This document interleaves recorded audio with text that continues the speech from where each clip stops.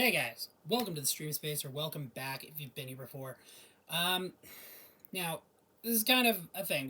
We're gonna just post this unboxing that we have of this thing, but I wanted to actually get into it because there's a lot of these coming out, and there's a lot of different like pros and cons to each different one. So I figured we'll give you a straight up dedicated review of the Asus ROG Ally Handheld Gaming PC. It is a great little system, and there's a lot of caveats to it as well. So we wanted to kind of go over that, let you look at the system as well, nice and in detail.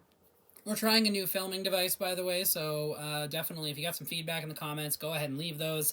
We'll be making sure that we've got something so we can make any improvements or adjustments as necessary. So yes, so we're working on the ROG Ally. So this is Asus's answer to the Steam Deck. So it's got a couple differences though that do set it apart. So first off, when the Steam Deck first came out, you could get one for $500 for the base model, 64 gigs internal storage, no memory card. It did come with a case. A couple other things. We went over that when that one first came out.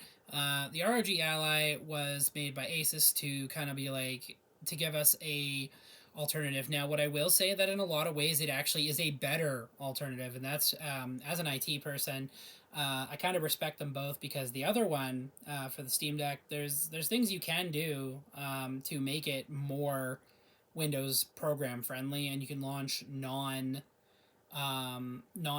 launchers like Blizzard and stuff, as long as they don't have the anti-cheats and such, they typically work. Some anti-cheats don't work, obviously, so it's its own thing. Anyways, so we're gonna go over this guy, and yeah, don't if you got any other questions about it, like leave your questions in the comments here, because we can definitely answer stuff after the fact. That's the beauty of these videos. But let's go over the device here. So I've got one here. They come in white, so it's a very nice white external view. You can see it's got basically standard controller setup with a D-pad, 2 analogs. We'll take a moment. I'm going to wipe off some of the dust because I do use this on the regular. Take it to work with me for the time where I have to wait for my fiance after work. So it's one of those things where I literally have nothing to do. So I'll pull this out, play some Tetris or something. Okay, so let's go over, just give you a really good overview of the shell. So we have, it's a Type-C charger that charges it, and it comes with a speed charger. And this is also where you can dock it. So if you have the dock that you can buy for these, which is actually what the rest of this is for, you can connect it that way to a TV. Now, as a heads up, that TV does, by default, if you want to get this to work just as is, right out of the box, you need to plug it into a 4K capable dock/TV. It's like both need to be capable, or you will need to tweak settings to actually get it to connect correctly. If you have a splitter or anything in the way, like an HDMI splitter, take it off of that, because a lot of the, depending on where you got it from, it may not even support 4K, and you're just going to end up with problems. So, just as a forewarning to those who get started, but let's go over the shell. So, got a standard 3.5 millimeter headphone jack, a micro SD memory card slot. I think you can read up to 2 terabytes.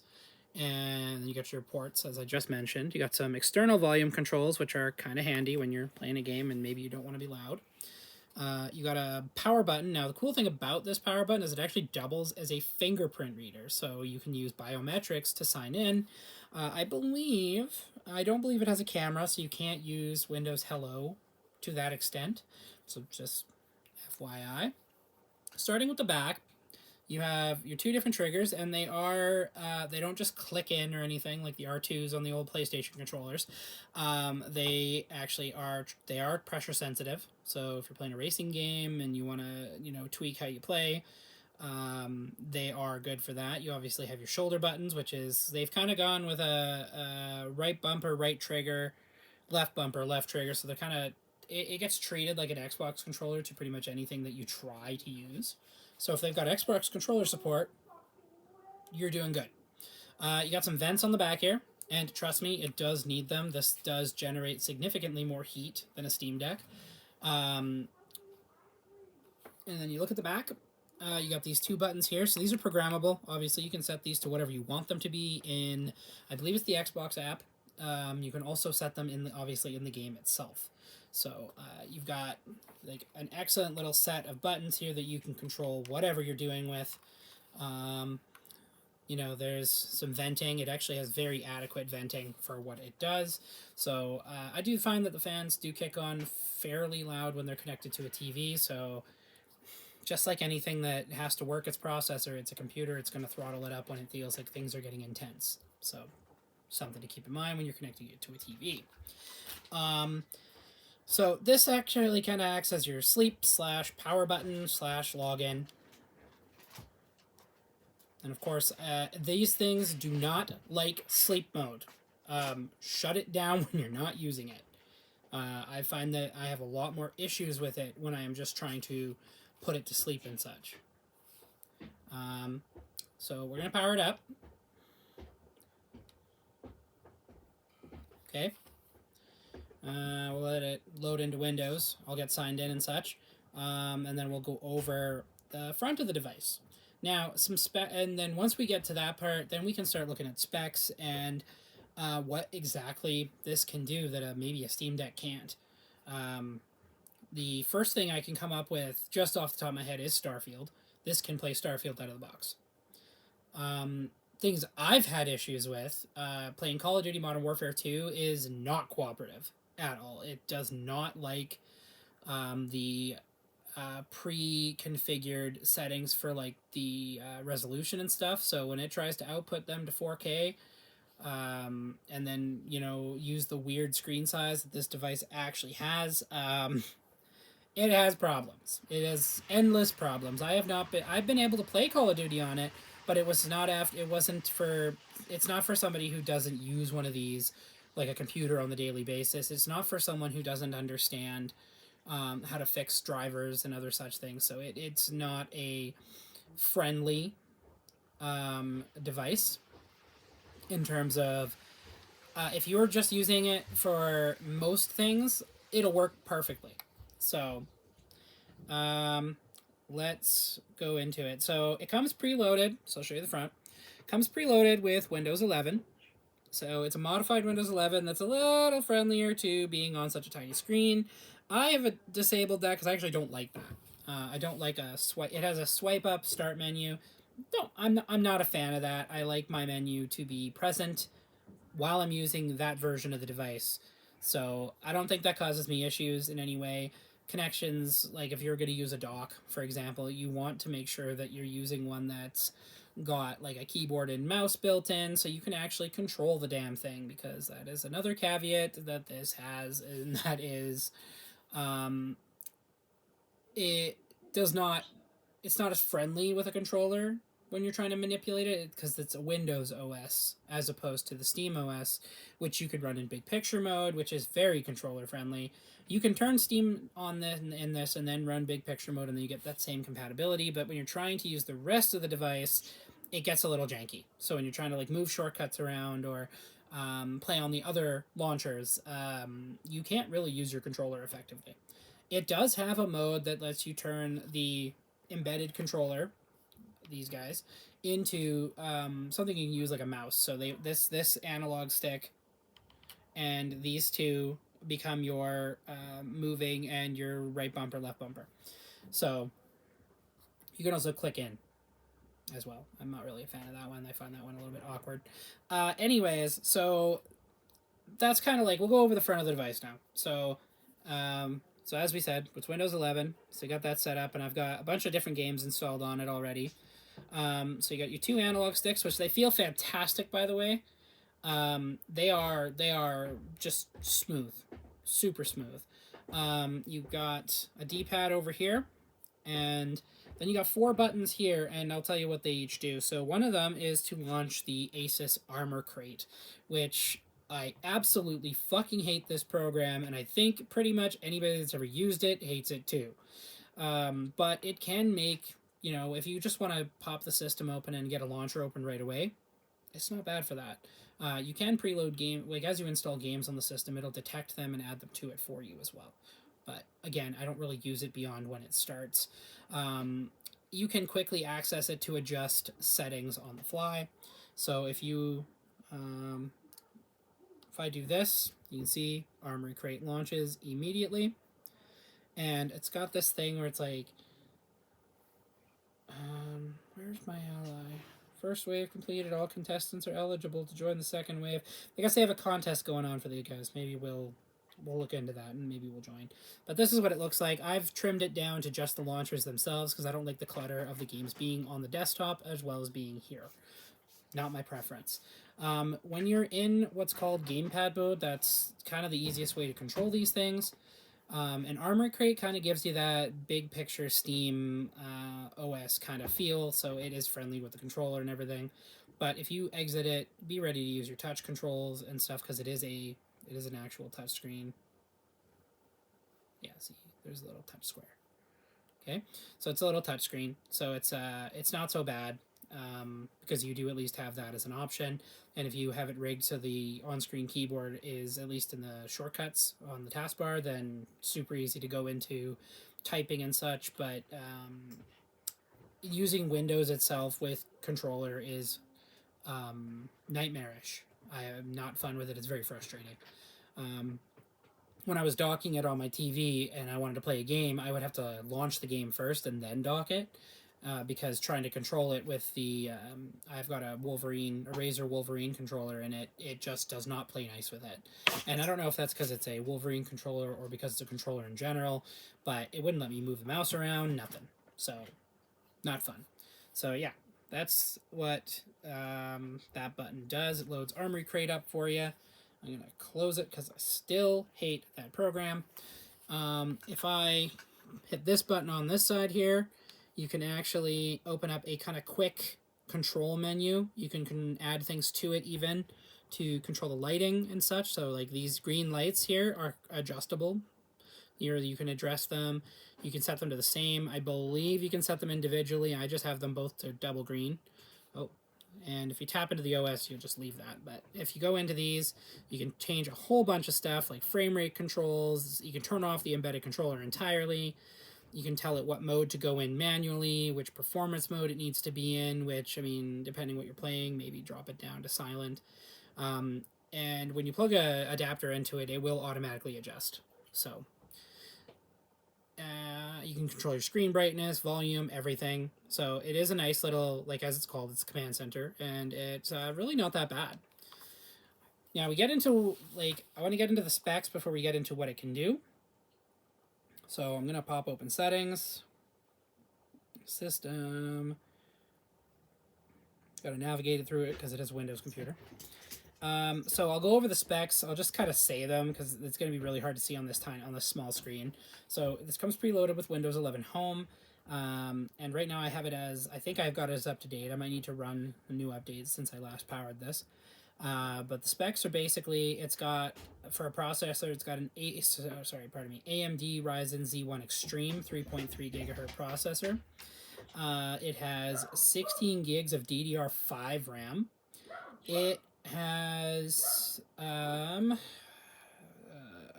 Z1 Extreme, just so you guys understand that, is actually it's called an APU.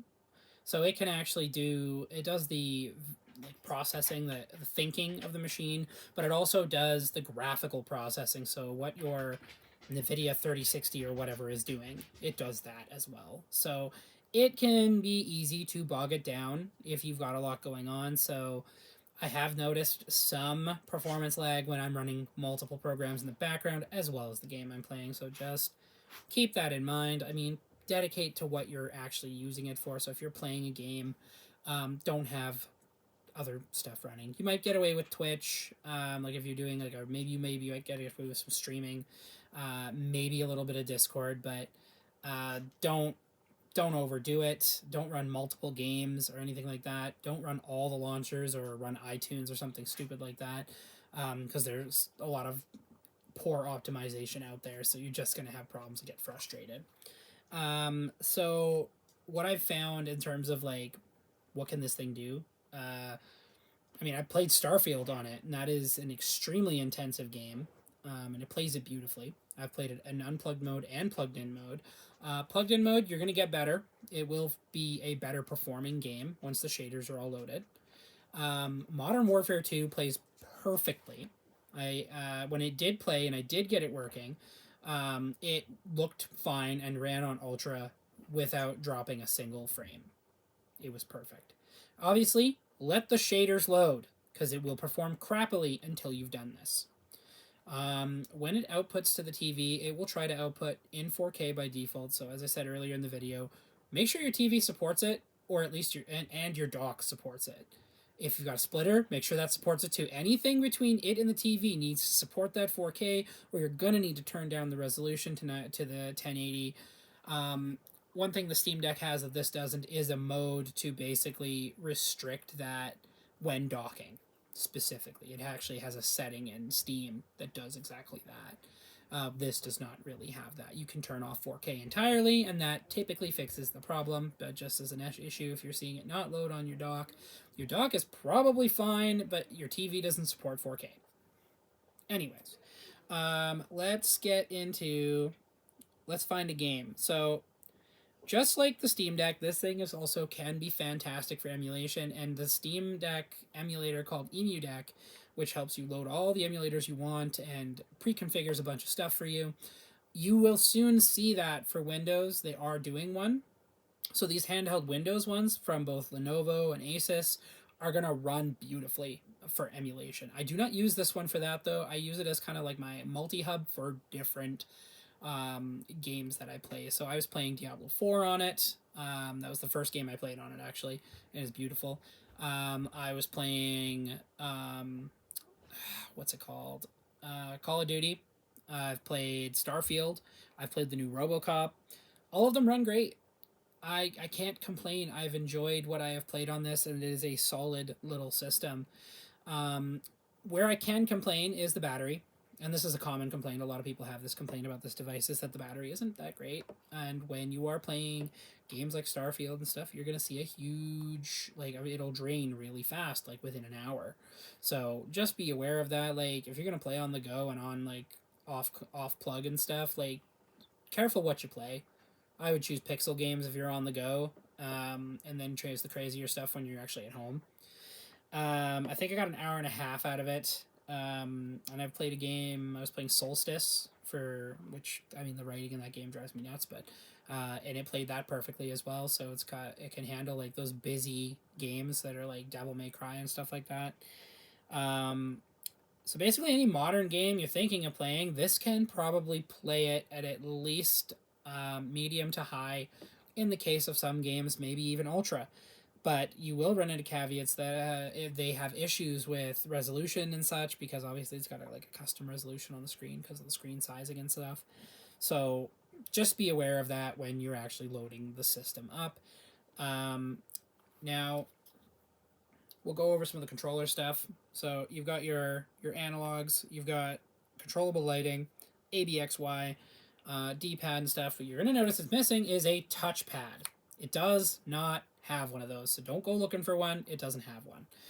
But luckily, the screen itself is touch, so you can, if you really want to have touch controls, you can just do it that way. And every conceivable way that a Windows computer can be customized, though, it can be customized as well. So keep that in mind. You could upgrade it to Pro. You could, you may have some problems with the drivers because it wants the Z1 Extreme drivers that were made for it originally, that Armor Crate will provide. But those drivers are the ones that cause problems in Call of Duty. So you have to switch. You can manually switch over to the Z1 Extreme ones, and there's a way to sideload them. So basically, it reads the COD would read the graphics card properly and then just launch like normal. But otherwise, I just avoid that game. Honestly, I play it on a bunch of other things. Plus, I've moved on to 3 for the most part. So that's just kind of where I am with that. Let's load up a game. So, like I said, this is Windows, so I can load up any launcher that I want right off the bat. I've played Fortnite. I've played Call of Duty. I played a little bit of Apex, not really into that one, so that's kind of take it or leave it. Most of the time, leave it. but you can play. I played Diablo 4. I just finished. I think I finished like the first one of the first major boss fights that actually felt challenging, and I played it on this, and it dropped a little because I think it was just a busy fight. But overall, I didn't really have any problems playing it. So it handled after it loaded shaders, it handled the faster paced games without an issue. But you can load all of your lovely little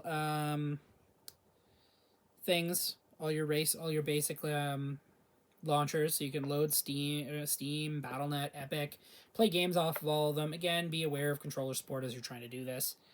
It comes with a 500 gigabyte solid state hard drive to start. You can upgrade that one, but what you could also do is just drop a memory card in place. And for the games that don't really need the full SSD speed, I think you're doing pretty good. You won't have a problem with it.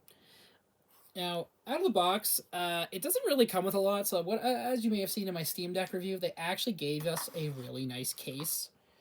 This, unfortunately, does not have that, which kind of sucks because, I mean, I don't know. I feel like you're paying the price tag is the biggest difference between the two, aside from the OS, and that is it is $450 more to get this. This is a $950 device, and the ROG or the the Lenovo one is the one I'm actually excited for because it acts as a switch, so it's got the same kind of removable controller config. So I find that personally to be a lot better of an idea, and I may swap that in and swap this out.